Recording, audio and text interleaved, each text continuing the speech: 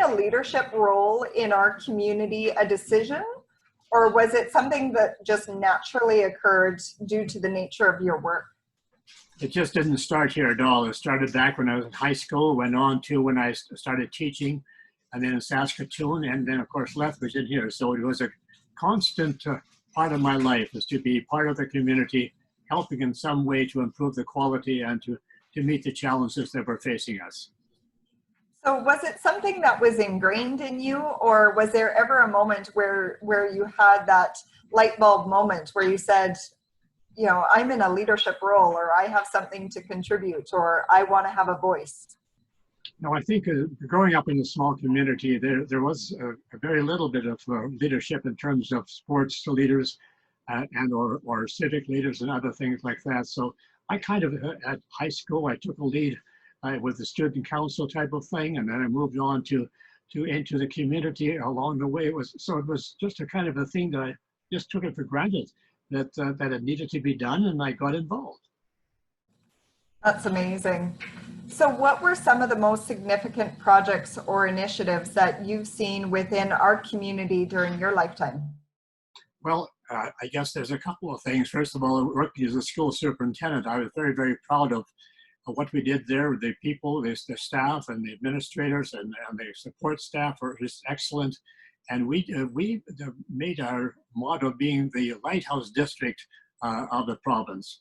And I think we achieved quite a bit there. So looking back at that was one of my highlights, being on city council and then getting involved with the provincial Alberta Urban Municipalities Association.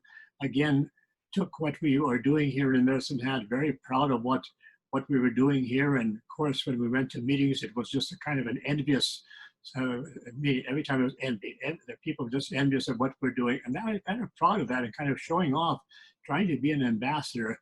And then, of course, going on to even being part of the Federation of Canadian Municipalities, again, just showing that Medicine Hat, this little unknown corner that people keep talking about in Southeast Alberta, we were doing things, and we were very proud of what we're doing, and we're meeting the challenges with a positive feeling. So Ken, what was the most memorable experience that you had in your lifetime of leadership? Well, that's really turned out to be a result of all the volunteering I did, getting the Order of Canada, and then the Alberta Order of Excellence, and then having the school named Dr. Ken Sauer School. Those three things really reflected something about my volunteer work. And so I did, you never realize that people are appreciating what you're doing. And having those three awards have been probably the most memorable to me. And of course, the big thing about all of this is that I didn't do it alone. There was a lot of people that worked together to make things happen. And I was just pleased that I was part of it, and thankful and appreciative that people said, well, just a minute now, we'll give you some recognition for it. So it's going to stick with me for a long time. So Ken, obviously you've had some significant achievements in your lifetime, and you can speak to what leadership attributes are important. So in your perspective, what do you think leadership looks like? What does it take to be a great leader? Well, first of all, I think you have to really have a vision. You've got to look into the future, not today or yesterday, but look into the future. What can we do better to make our company or our business and or our school organization or our volunteer association, how can we make it better? And the idea, the most important thing is communicating that to the people with whom you work. You can't do it alone, and you can't demand things. You need to get them involved and say, how can we, not I, how can we help make this better? And there's just a tremendous amount of motivation that you can promote, that people say, I want to go, I like what he says, or I like what she says, and let's just get up and get it doing here together. And just for example, we're going to be looking at the Special Olympics in 2022. We want people involved. We want to show Medicine Hat and just be positive in how we do it, and get people just saying, I was part of it. And that's the way a business, and that's the way an organization can really prosper, knowing full well that we're all working on the same team. I think that's something we've heard throughout this pandemic in particular, is that we're all in this together, and it's about being part of something bigger than ourselves, for sure. That's what you have to be. You have to always remember. Just put yourself in the background. You're just part of a bigger global picture, and stop thinking about yourself. You know, that old ego has to be put aside and put into a desk drawer somewhere, and just say, let's get out there and be part of the gang. Absolutely. So what words of encouragement, Ken, would you give, or inspiration to our youth and future leaders within our community, to encourage them to step up and to be involved? Well, I always said to young people as a teacher and as a superintendent, and even in organizations along the way, don't think about yourself again. Just find out, where are you in this world, and what can I do to make it better?